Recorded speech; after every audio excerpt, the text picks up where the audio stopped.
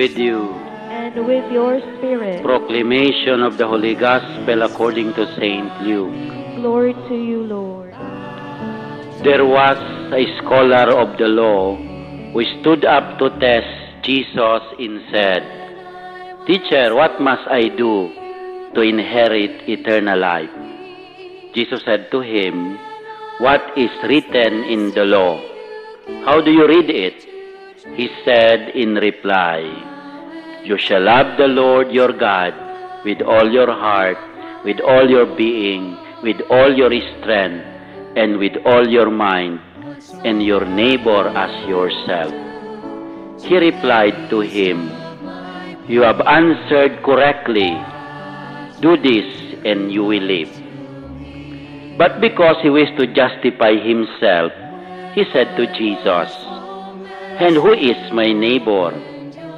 Jesus replied, "A man fell victim to robbers as he went down from Jerusalem to Jericho.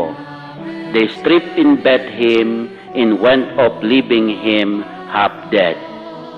A priest happened to be going down that road, but when he saw him, he passed by on the opposite side. Likewise, a Levite came to the place. When he saw him, he passed by on the opposite side. But a Samaritan traveler who came upon him was moved with compassion at the sight. He approached the victim, poured oil and wine over his wounds, and bandaged them. Then he lifted him up on his own animal, took him to an inn, and cared for him. The next day he took out 2 silver coins and gave them to the innkeeper with instruction, "Take care of him. If you spend more than what I have given you, I shall repay you on my way back." Which of these three, in your opinion, was neighbor to the robber's victim? He answered, "The one who treated him with mercy." Jesus said to him, "Go and do likewise." Brothers and sisters, the Gospel of the Lord. Praise to you, Lord Jesus Christ. Please be seated for the homily. Okay, good afternoon, my dear brothers and sisters. We're very few because it's still vacation in Thailand. Anyway, everything is grace. Okay, let us begin with the first reading.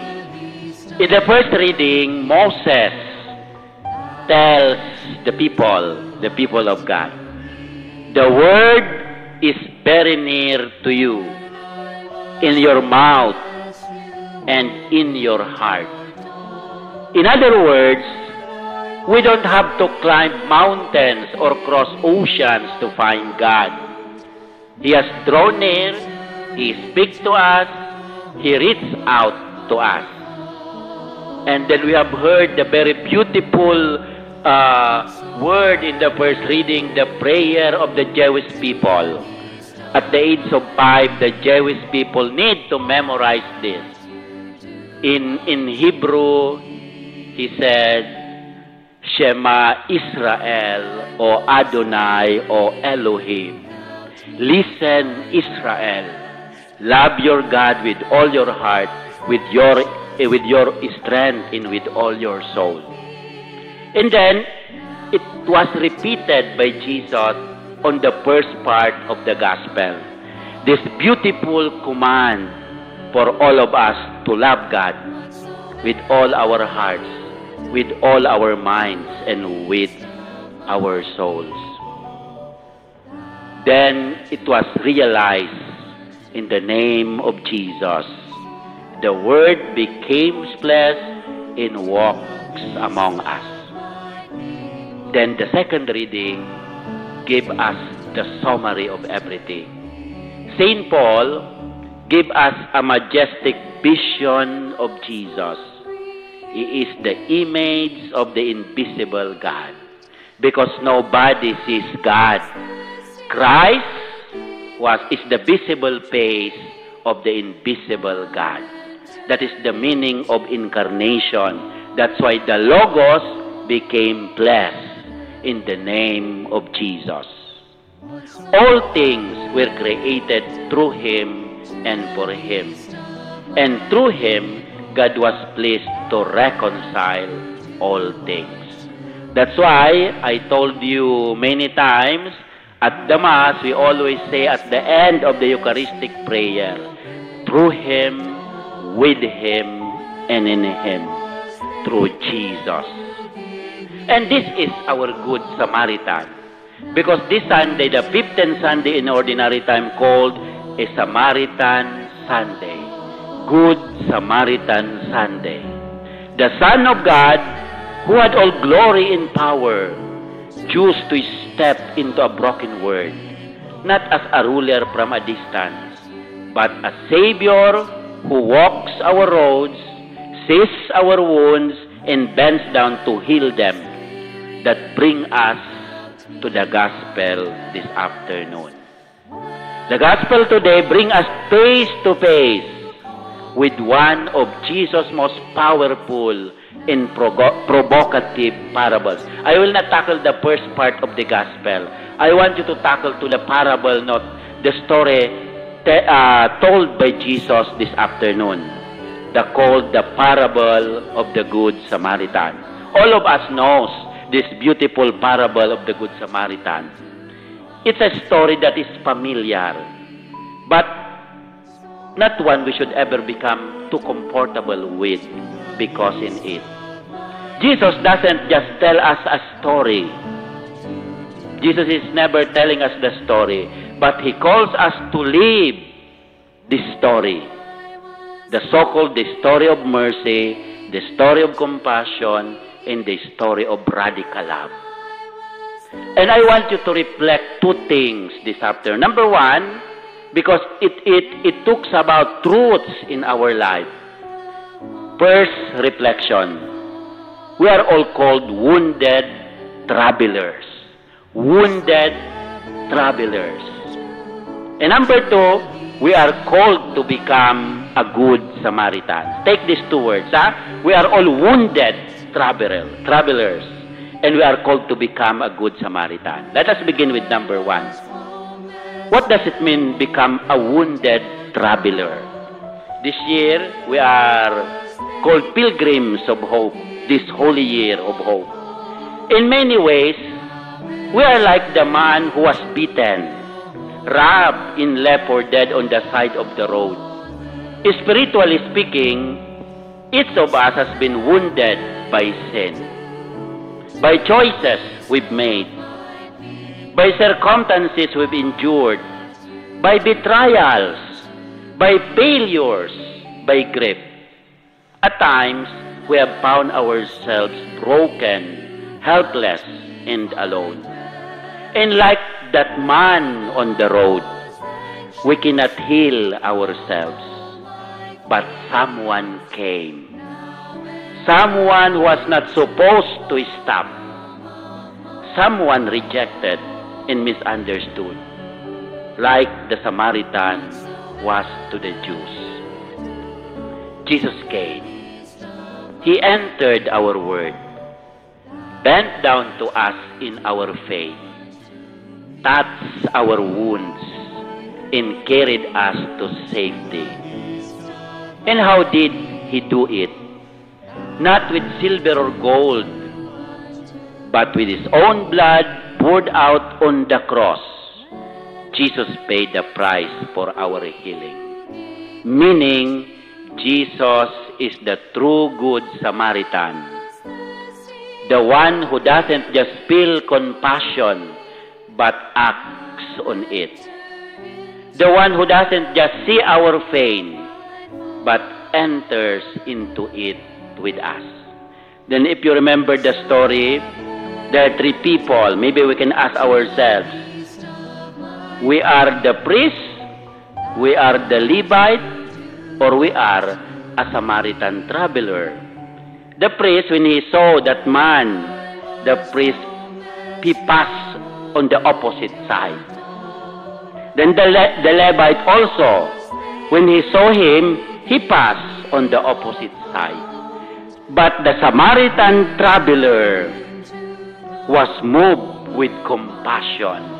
And he go to that man. And then we go now to the second point of the lesson of the story. We are called to be a good Samaritans. But the story doesn't end with our healing. Remember, I told you we are a wounded traveler. It doesn't end with our healing. It begins there. Because at the end of the parable, Jesus says something simple and deeply challenging. 2 words only. Go and do likewise. Go and do likewise. If we have truly been healed by Christ's mercy, then we are called to extend the same mercy to others. Not just to people we like, not just to those who deserve it, not just when it's easy or convenient, but to anyone God places along our path, even if it is cost us something. That's what mercy looks like. Mercy that moves. Remember in the Gospel, Jesus told us, be merciful as your Father is merciful. Our patroness of this parish called Our Lady of Mercy. Like the Blessed Mother, merciful. We are called to be merciful. Because this mercy is not passive. It's not just a feeling. It moves. It stops. It crosses the road. It gets involved. My dear brothers and sisters, we cannot save everyone. But we can stop for someone. We cannot bind every wound. But we can care for one. We cannot solve all the world's problem. You know, the problems of the world, many things this time. But we can share what we have been with one in front of us. And in doing so, Jesus reminds us this Sunday that we are not just loving our neighbor, we are loving him. Whatever you did for the least of this, you did it for me. Remember in the Gospel of Matthew. And that is the mission of Home for Hope, the mission of St. Martin Foundation, and also the mission of Angels Home. When I was hungry, you gave me food. When I was thirsty, you gave me drink, etc., etc. And all these are spiritual and corporal works of mercy. That is a good Samaritan. Then I ask you a question to reflect on this afternoon. Who is the person on your road? Who is the person on your road? So I invite you to reflect. Number one question. Not only for you, even for me as a priest. Who is lying wounded on the road near us? Maybe that is the abandoned children, the disabled children, our brothers and sisters suffering this time. Maybe it's someone in our home who's hurting quietly. Maybe it's a friend who is struggling in silence. Maybe it's someone we ignored, we judged, or we passed by. That is our neighbor. That is the person given to us. That person is our invitation. That person is our mission.